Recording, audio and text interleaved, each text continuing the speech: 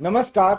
जय हिंद, वंदे मातरम। दोस्तों जैसा कि आप सभी लोगों को पता है कि एक आदित्य ठाकरे को बचाने के लिए कितने लोग इस जंग में कूद पड़े हैं, किसी को बताने की आवश्यकता नहीं है।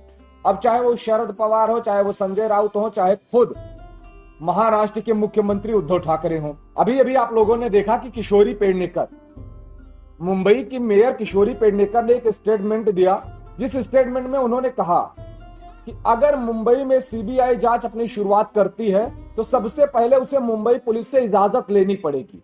बगैर मुंबई पुलिस की इजाजत के अगर सीबीआई शुरू की जाती है तो हम क्या करेंगे, 14 दिन के लिए सीबीआई को क्वारंटाइन कर देंगे। नंबर एक बात। दूसरी बात, अभी अभी आपने देखा कि एनसीपी के नेता शरद पवार का एक बयान आया, जिस बयान में, जिस स्टेटमेंट में उन्होंने कहा कि अर्णव गोस्वामी से कह दो चुप रहें, उन्हें बोलने की आवश्यकता नहीं है। इसलिए भी चुप रहें क्योंकि वो बार बार उद्धव ठाकरे की सरकार पर सवाल उठा रहे थे। और अब शरद पवार ने बयान दे ही दिया, मुंबई की मेयर ने बयान दे ही दिया, और इसी के साथ साथ आपने देखा होगा कि संजय राउत तो पूरी तरीके से इस केस में कूद पड़े। किसे बचाने के लिए? आदित्य ठाकरे को बचाने के लिए उन्होंने साफ साफ सीबीआई को चेतावनी दे दी। उन्होंने साफ साफ सीबीआई को चेतावनी दे दी है कि कोई आदित्य ठाकरे को हाथ लगाकर तो दिखाए। अच्छी बात है, किसी को हाथ लगाने की आवश्यकता नहीं है। वैसे भी आदित्य ठाकरे बहुत बड़ा नाम है, क्योंकि उनके जो पिता है उनका नाम है उद्धव ठाकरे, और उद्धव ठाकरे के जो पिता थे उनका नाम था बाला साहब ठाकरे। तो सीधी सी बात है, जाहिर सी बात है, सोचने वाली बात है, जितनी भी राजनीतिक गतिविधियां चल रही हैं इस केस में, ये केस साधारण नहीं, ये केस साधारण नहीं है। कोई छोटा व्यक्ति इसमें इन्वॉल्व नहीं है। मतलब अगर शिवसेना की इसमें कोई इन्वॉल्वमेंट नहीं है तो बार बार परेशान क्यों हो रही है? शुरुआत होती है अनिल देशमुख से, कि जब अनिल देशमुख ने सीबीआई जांच के लिए मना किया और साफ शब्दों में उन्होंने कहा कि किसी भी कीमत पर हम सीबीआई जांच नहीं होने देंगे, मुंबई पुलिस इस जांच को करने में सक्षम। यही बयान महाराष्ट्र के मुख्यमंत्री उद्धव ठाकरे का आता है कि इसमें सीबीआई जांच की कोई आवश्यकता ही नहीं है।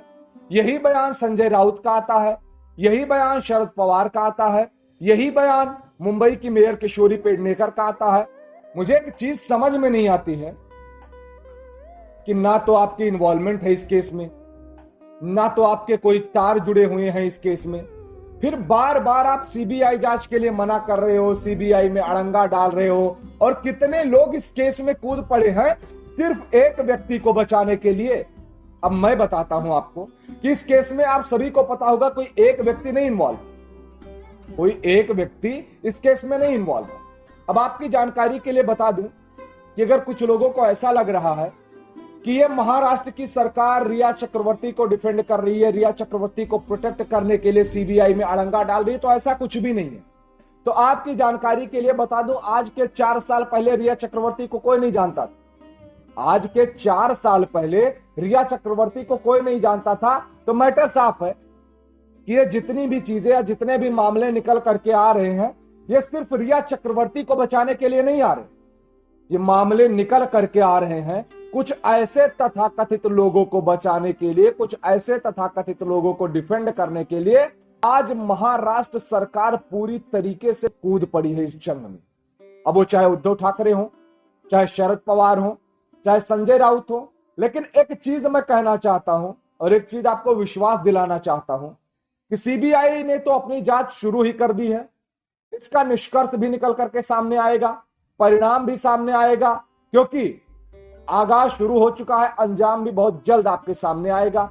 और अब आपको एक चीज बताना चाहूंगा कि इस केस से जितने भी लोग जुड़े हैं, इस केस से जितने भी लोग जुड़े हैं, अब उन सबकी हकीकत और उन सबकी सच्चाई निकल करके आपके सामने आएगी। जितने भी नेता आज बौखलाए हुए हैं, जितने भी नेता आज लोग बयान दे रहे हैं, जितने भी नेता लोग स्टेटमेंट दे रहे हैं, इन सभी को प्रॉब्लम सिर्फ इस बात से है कि सीबीआई जांच लगाई क्यों गई। कहीं अगर दिशा सालियन के मौत की गुत्थी, दिशा सालियन की मौत की गुत्थी अगर सुलझ गई तो सुशांत का केस अपने आप सुलझ जाएगा, ये आप सभी लोगों को पता है। तो सीबीआई ने शुरुआत कर दी है, बहुत जल्द परिणाम आपके सामने आएगा। और अगर आपके पास भी कोई ऐसी इंफॉर्मेशन है, आपके पास भी कोई ऐसी जानकारी है, तो आप हमें हमारे इस कमेंट बॉक्स में भेजिए। आप हमारे फेसबुक पेज से जुड़े, जिस पेज पे हम सुशांत सिंह राजपूत के जस्टिस को लेकर के मुहिम चला रहे हैं। तब तक के लिए नमस्कार, जय हिंद, वंदे मातरम, भारत माता की जय, इंकलाब जिंदाबाद।